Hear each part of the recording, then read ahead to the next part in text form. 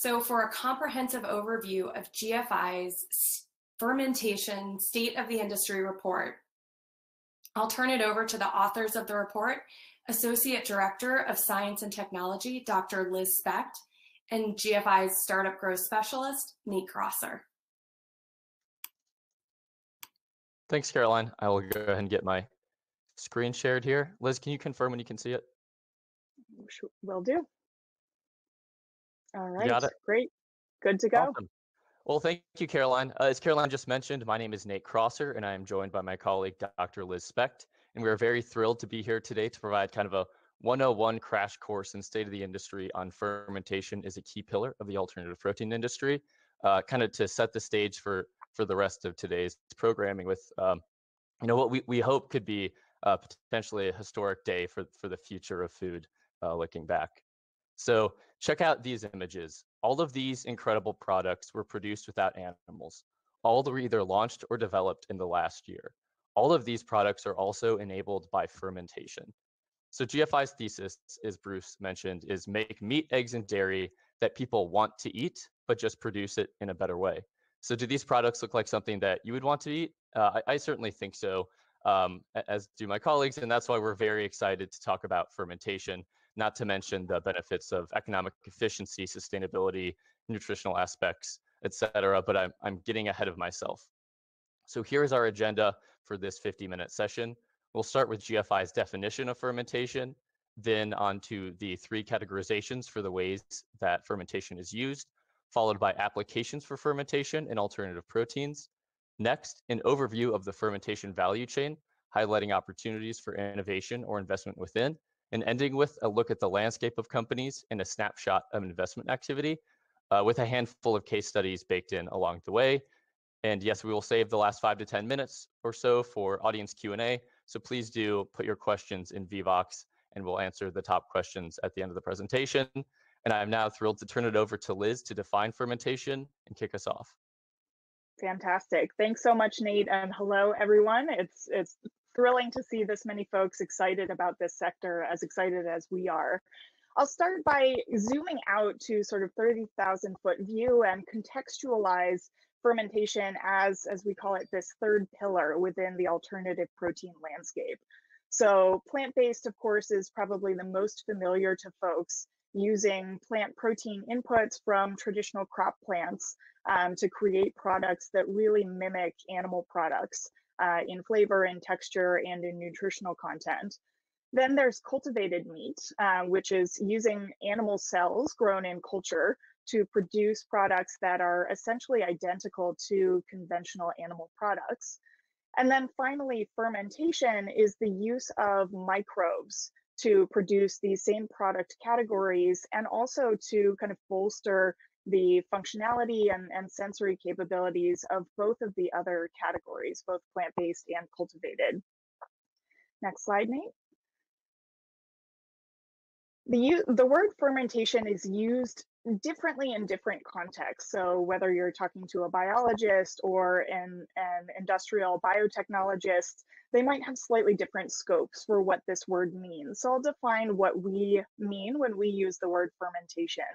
Here we're referring to cultivation of any microbial species for the purpose of either harvesting the whole cell biomass or some fraction of that biomass, or using these cells as essentially a host production platform for some specific higher value ingredient. And the number of microbes that fall into this bucket really span quite a few domains of life. Anything from more common organisms like yeast or filamentous fungi or mycelium, to things like microalgae, which in some cases are technically plants, but are grown in ways very similar to these other microorganisms, or even in some cases, species of edible bacteria.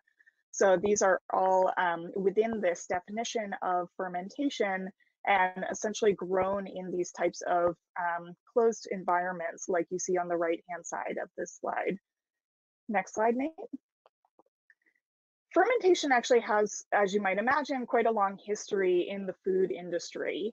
I think this is a term that folks are familiar with for products like cheeses, beer, bread, fermented foods like kimchi, producing some of our sort of long-standing high plant protein products like tempeh.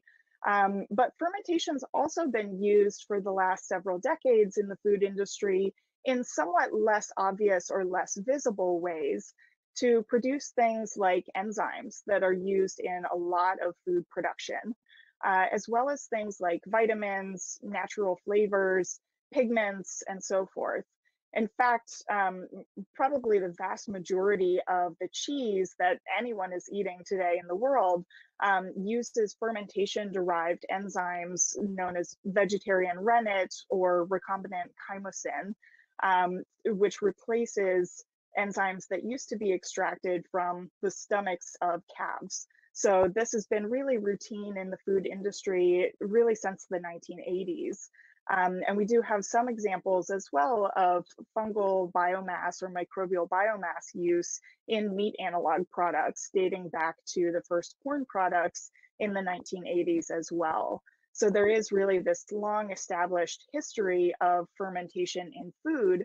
And what we're talking about here in alternative proteins is really a new application area. Next slide, Nate. The applications that we can speak about within alternative proteins in particular kind of fall into two big categories, and then we'll segment this a little bit further in a moment. First is using microbial fermentation as a means of really efficiently generating a high protein content and high protein quality biomass source that could be the standalone ingredient or at least the primary ingredient in some of these alternative protein products. The other way that fermentation is frequently used is as sort of an enabling technology or platform that can power improved innovations across both the plant-based sector and the cultivated meat sector. And we'll delve more into quite a few examples here as we walk through, but I think there's tremendous power and untapped potential in both of these use cases across alternative proteins. Next slide, Nate. I'll delve into a little deeper segmentation within fermentation that's more sort of conceptual. And I encourage you to take these three broad categories that we'll use to sort of, delineate what we're talking about throughout today as somewhat fuzzy boundaries with certainly some overlap. So I'll define each of these in more detail in the next couple of minutes, but at a high level, we're kind of segmenting across two axes here. The y-axis is to what degree is the product derived from fermentation being purified away from the cell itself, or is the whole cell involved in that ultimate ingredient? And then along the x-axis, we're looking at functional activity of the ingredient or the product produced through fermentation. So is it more of a bulk inert ingredient as a biomass source, or is it serving an active transformational or conversion role in modifying other ingredients in that alternative protein product, like an enzyme or a live microbe that might be acting on something like cheese or yogurt? So those are kind of the axes here. And then you'll see the three broad categories that this breaks out to are traditional fermentation, which as we'll see, there's a lot of room for innovation here as well, biomass fermentation, and then a broad category we're calling precision fermentation, actually a term coined by the group Rethink X.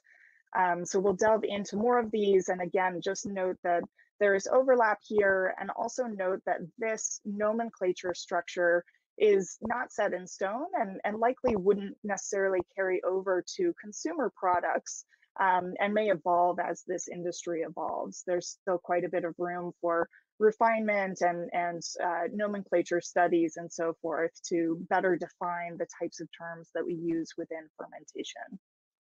Next slide, Nate.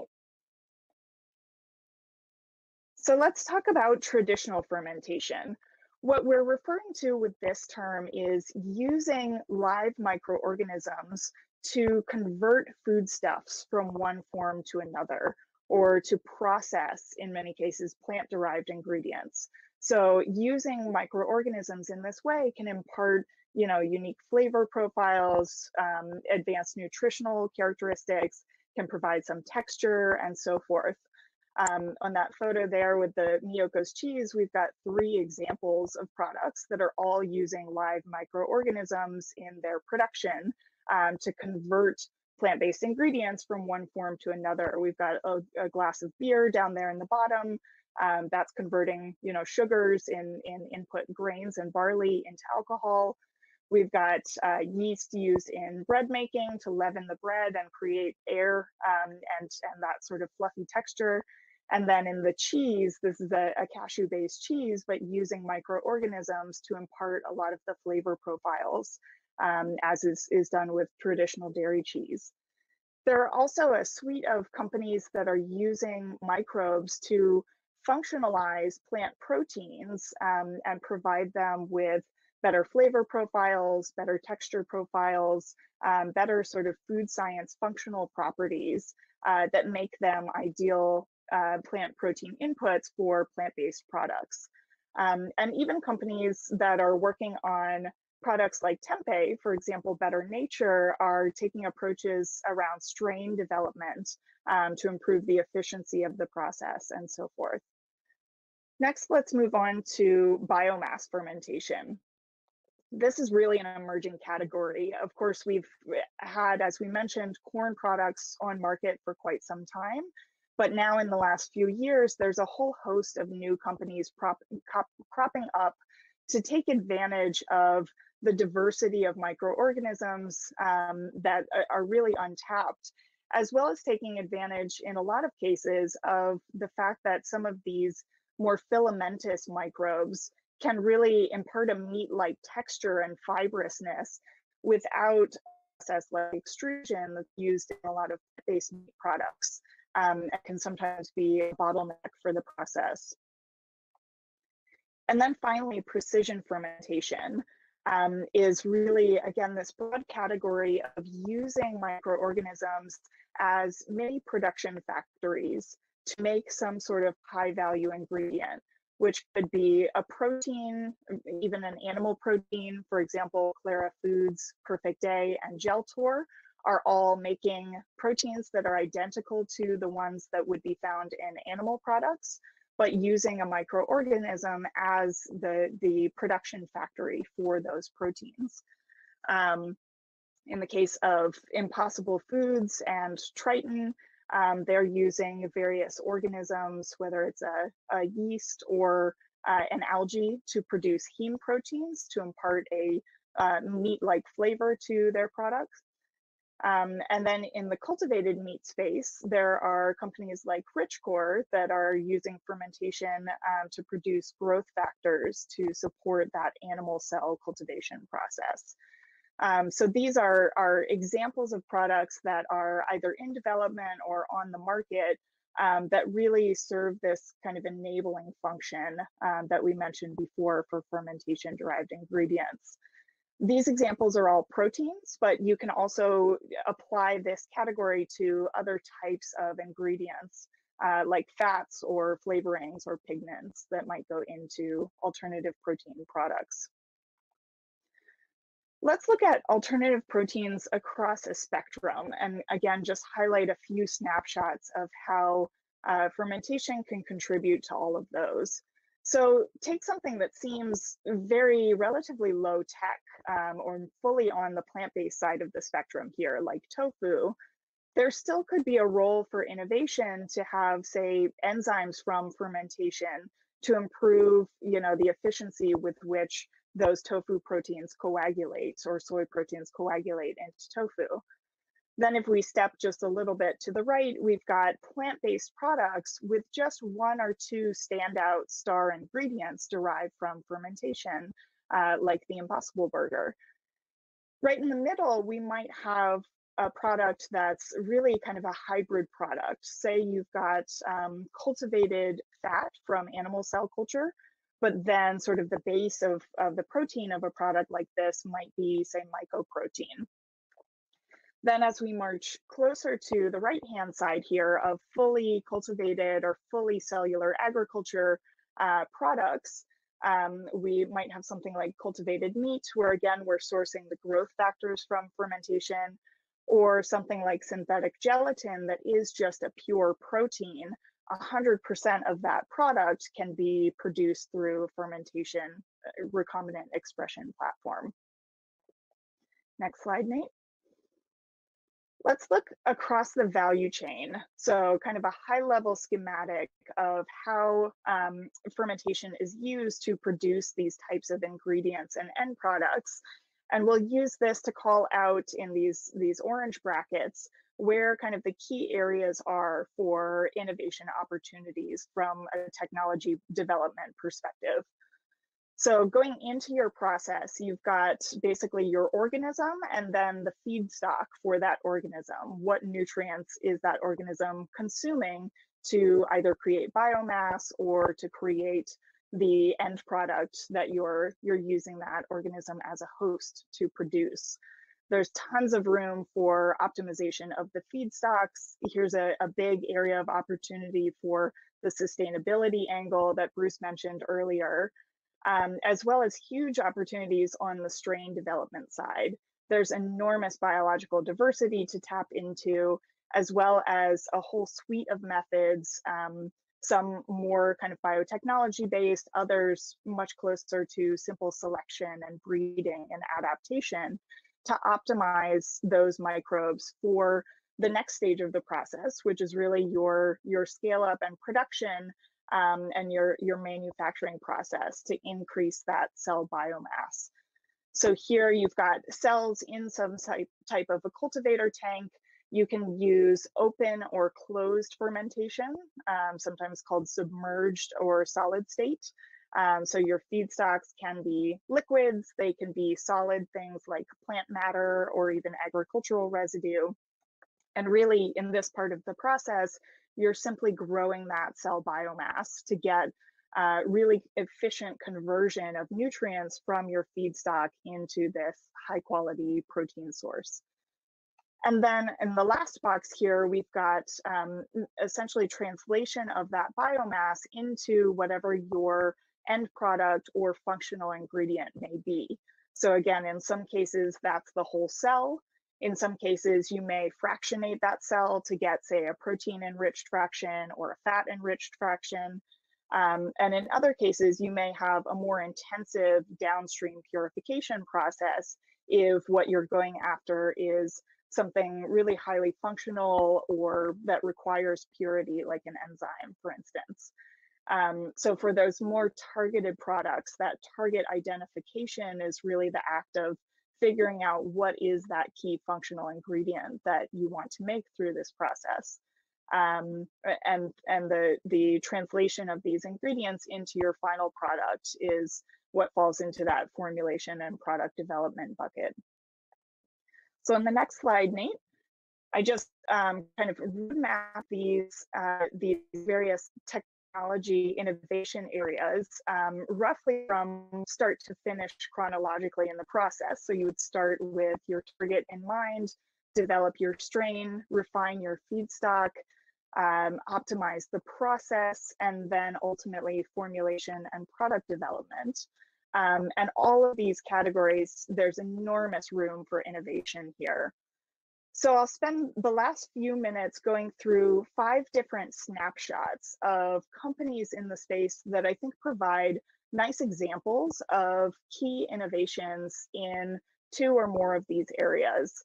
And I think there's a case to be made, arguably, that all of these companies are innovating across all 5 of these areas. But I'll highlight just maybe the 1 or 2 most prominent categories for each of these snapshots. So you can go next slide, Nate, and we'll start with Perfect Day, a company that's probably familiar to a lot of folks who may be on this webinar. They're really innovating first and foremost in the area of target identification. So figuring out which proteins in dairy milk are actually critical for the functionality. It would be prohibitively expensive to reproduce every single protein in something like dairy or egg down to the molecule. So a lot of the aim of target identification is really figuring out of that complex mixture, which proteins are actually doing the heavy lifting when it comes to organoleptic performance or functionality. They're, of course, also doing strain development to then make a strain that's producing those targets, but through somewhat well-established host strains here. And then finally, they're operating at the end of the spectrum as well, in that they're going all the way through to finished product of incorporation of these dairy proteins into things like ice creams, either through their partnership with Smitten Ice Cream or their new branded launch of Brave Robot for their own ice cream brand. Our next snapshot, Nate, you can go next slide, is for Motif Foodworks, which I think is a fascinating kind of opportunity to highlight the potential to have these sort of spin out companies from other parallel sectors that are very relevant to the application of fermentation to alternative proteins. So in this case, Motif Foodworks spun out of Ginkgo Bioworks, which was one of the first and still among the most prominent synthetic biology companies, predicated on this concept of a biofoundry, being able to figure out what biological molecule you'd like to make, and then find the right pathway and find the right host organism and find the right process to make that target with high efficiency.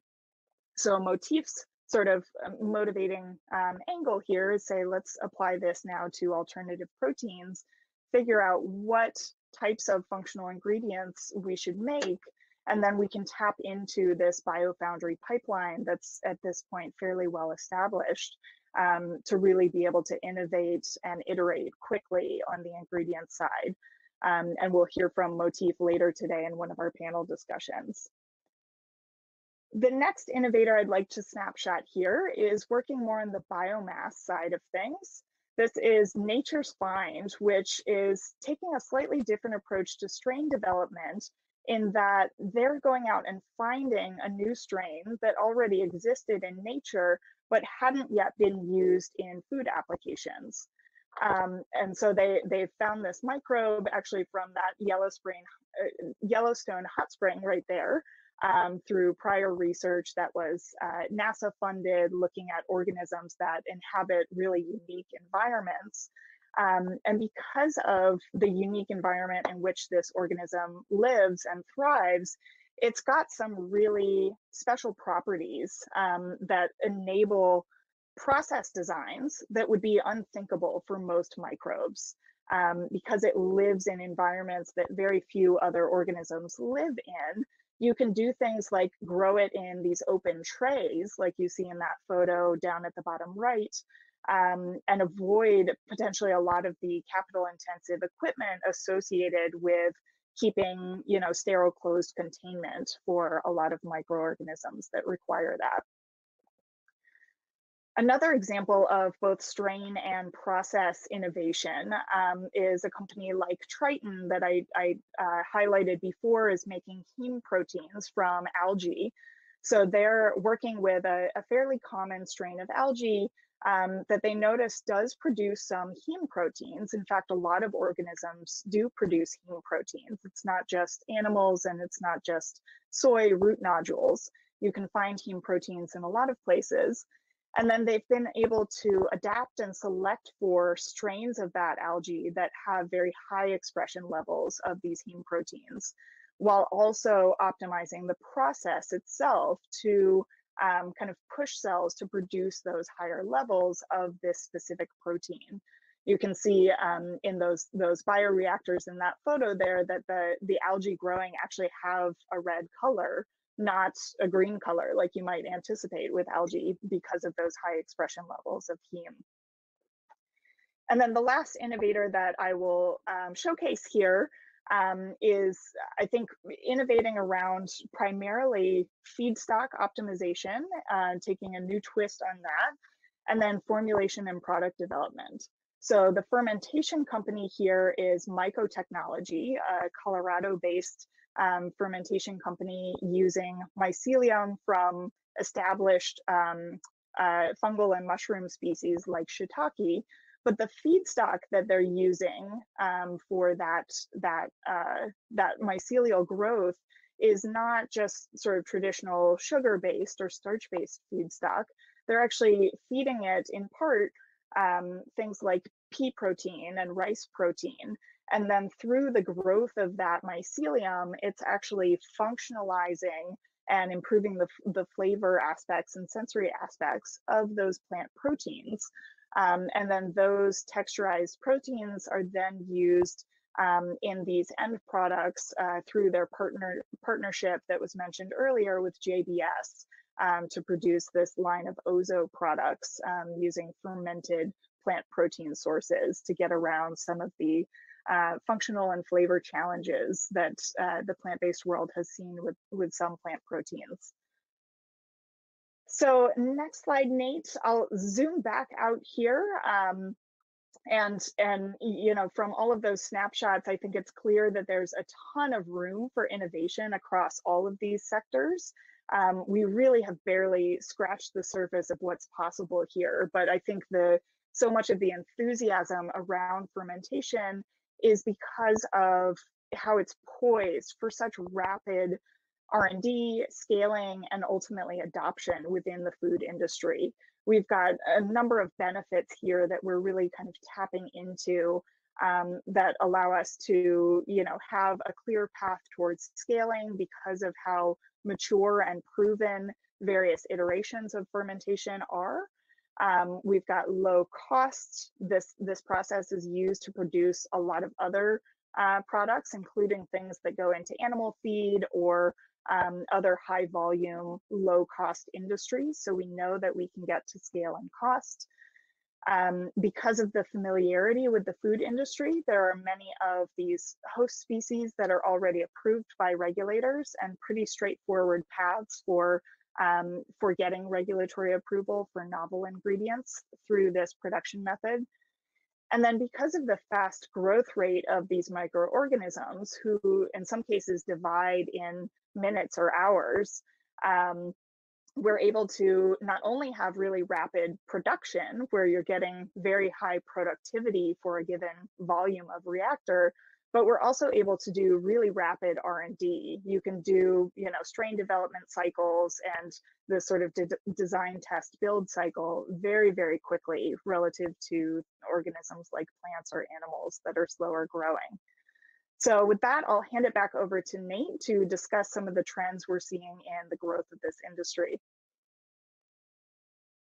Cool, thank you, Liz. So this mind map provides a snapshot of some of the approaches, organisms, feedstocks, and other production methods that Liz just covered.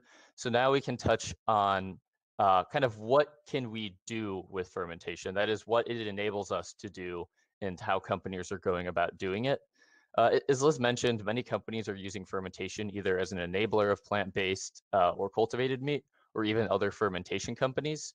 And that's about 2/3 of companies that we identified could be considered business-to-business companies that are either working on ingredients or inputs, which leaves us with 1/3 companies making fermentation-derived products, primarily B2C with consumer packaged goods strategies. But it's worth noting that the B2B versus B2C line isn't always totally clear, as there are companies that are pursuing hybrid or private label strategies, for example. So now to answer the question of what can we actually make with fermentation?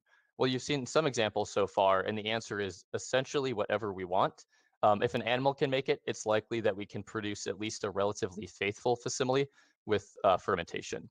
So when it comes to food science, there are certain substances that play a vital role in the sensory or functional aspects of animal products, like taste, odor, Maillard reaction, curdling 3D structure, or moisture retention.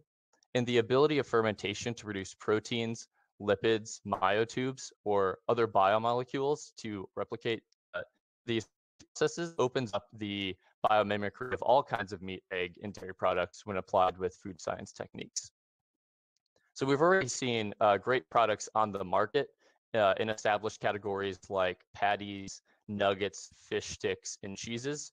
However, there are now new waves of these products coming down the pipeline, as well as entirely new categories opening up in products like steak, chicken breast, bacon, ice cream, egg whites, and more. And our ability to innovate will only improve as we get deeper into what some experts are calling the second domestication, which is in reference to the first wave of domestication of crops and livestock that gave humanity agriculture and modern society.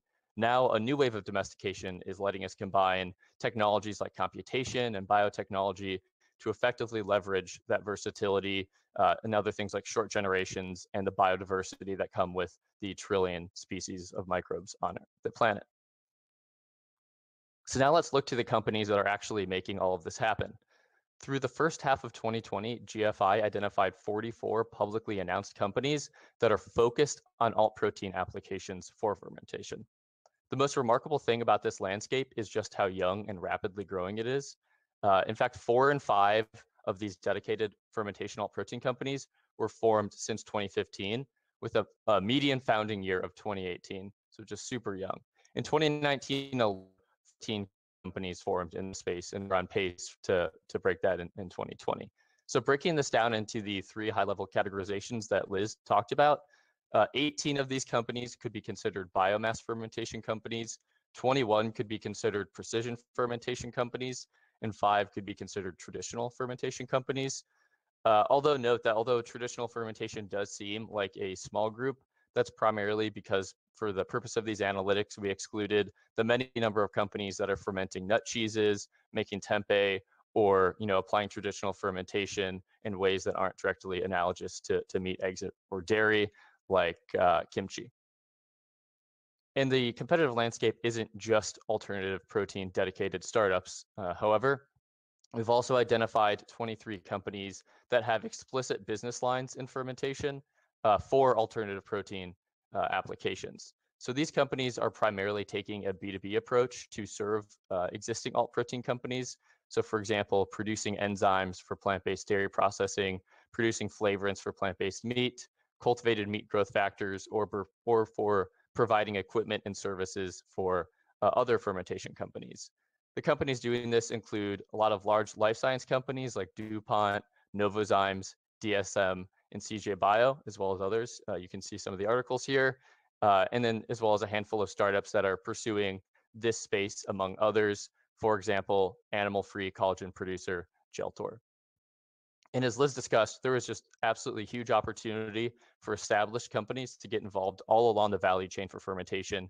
And we expect that the number of companies getting kind of collaterally involved or spinning out companies in the space will rapidly grow as the sector increases in prominence. Now to a brief analysis of the geographic spread of these companies. The 44 alt protein dedicated companies are spread across 16 countries and 5 continents, so pretty good global coverage. The United States is home to about half of these companies, but there are also large clusters in Israel and Europe. In addition to just generally high baseline levels of innovation in those regions, supportive government programs have played an important role in incubating their local fermentation industry. So a few examples: in the United States, the Department of Agriculture, Environmental Protection Agency, National Science Foundation, Department of Energy, and even NASA have all provided funding to fermentation companies, and in this case, actually in particular, biomass fermentation companies. In Israel, the Israeli Innovation Authority has been exceptionally supportive of fermentation through incentives and incubator programs like the Kitchen Food Tech Hub, which has already spun out multiple fermentation companies.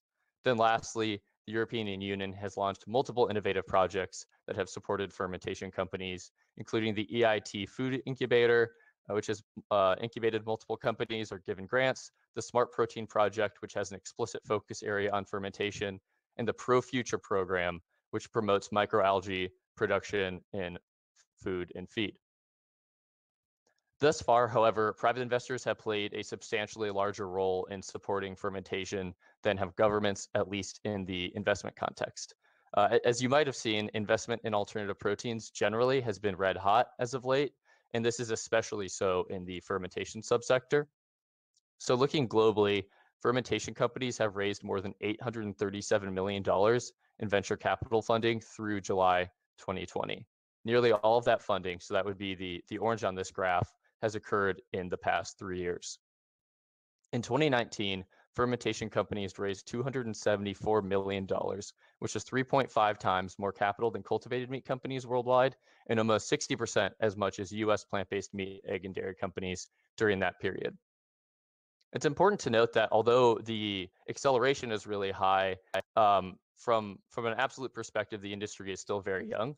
So for example, in 2019, over $2.65 billion in venture capital was invested in US cannabis companies alone. So that is 2.5 times the amount that went into the entire alternative protein industry, despite the fact that alternative proteins are rapidly growing into the $2 trillion global animal agriculture industry, while cannabis is growing into the relatively paltry, roughly $1.4 billion alcohol industry.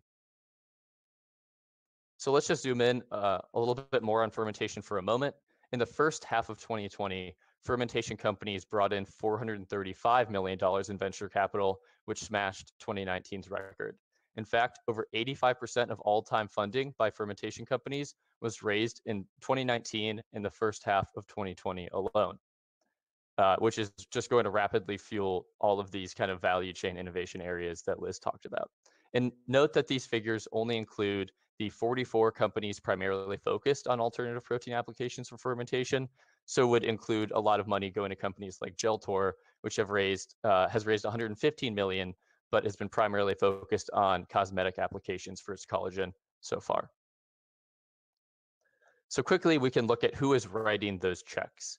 There are 180 unique investors in these 44 companies. Compared to the 5,800 investors in ag tech broadly per PitchBook, this is a small but extremely elite group.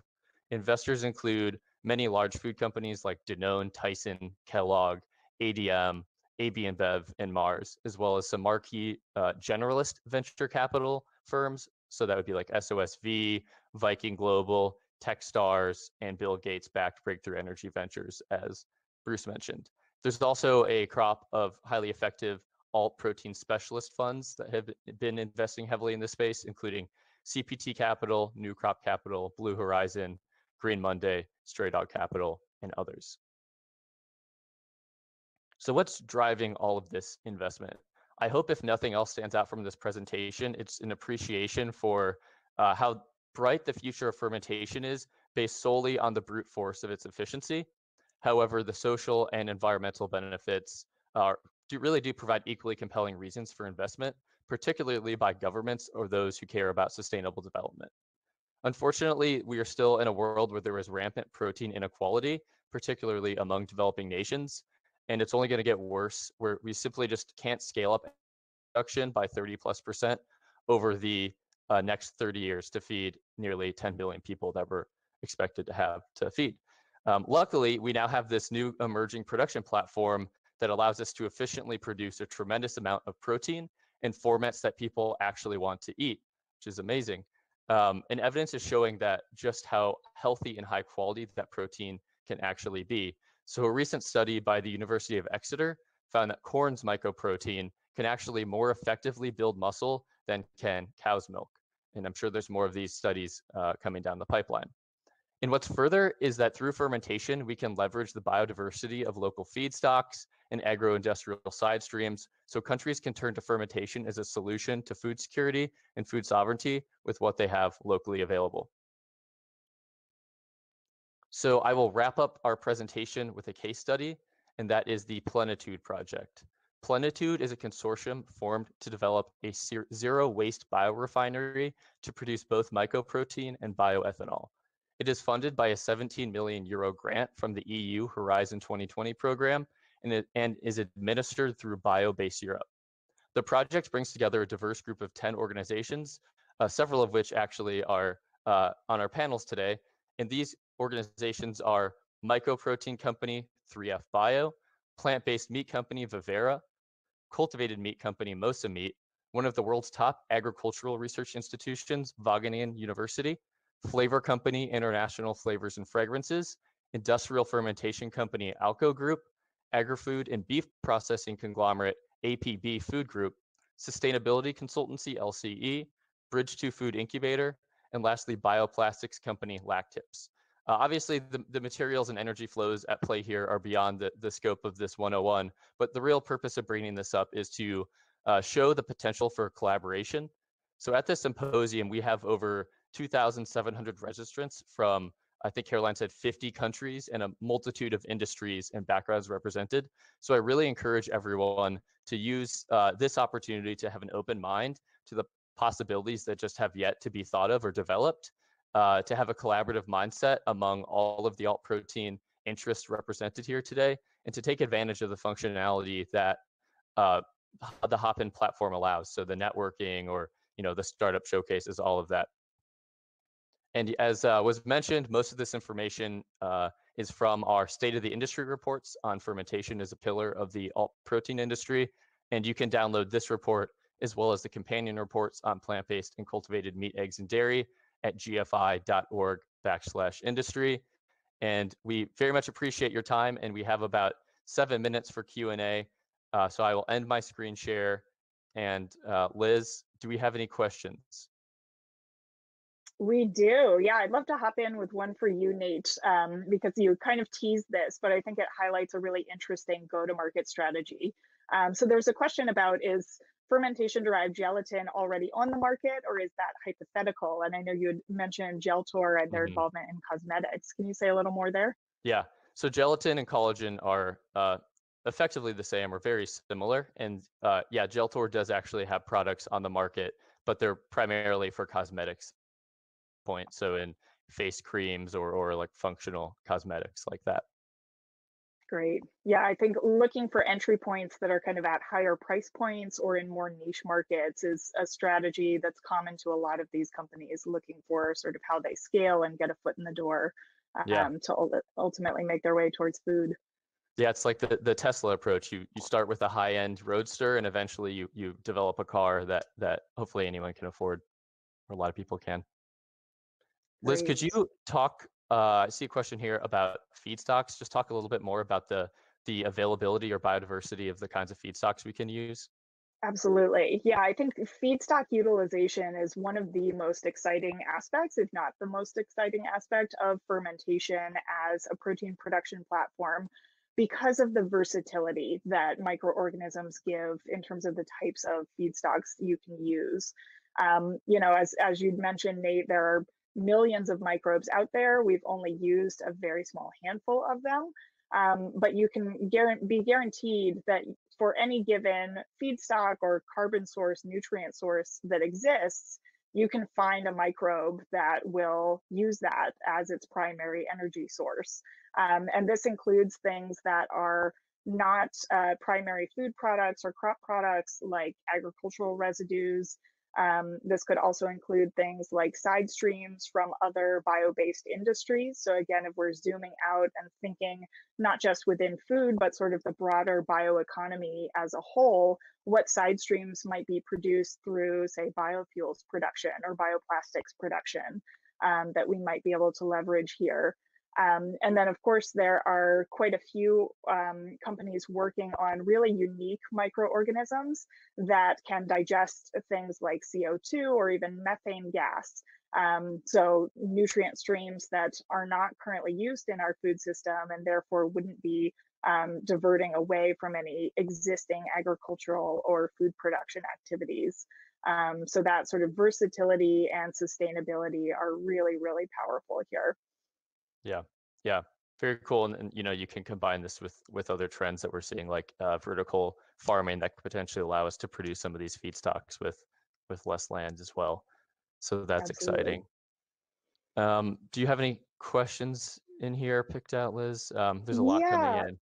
Yeah, I'd love to talk a little bit about prospects for cost reduction, because I know this is a common question.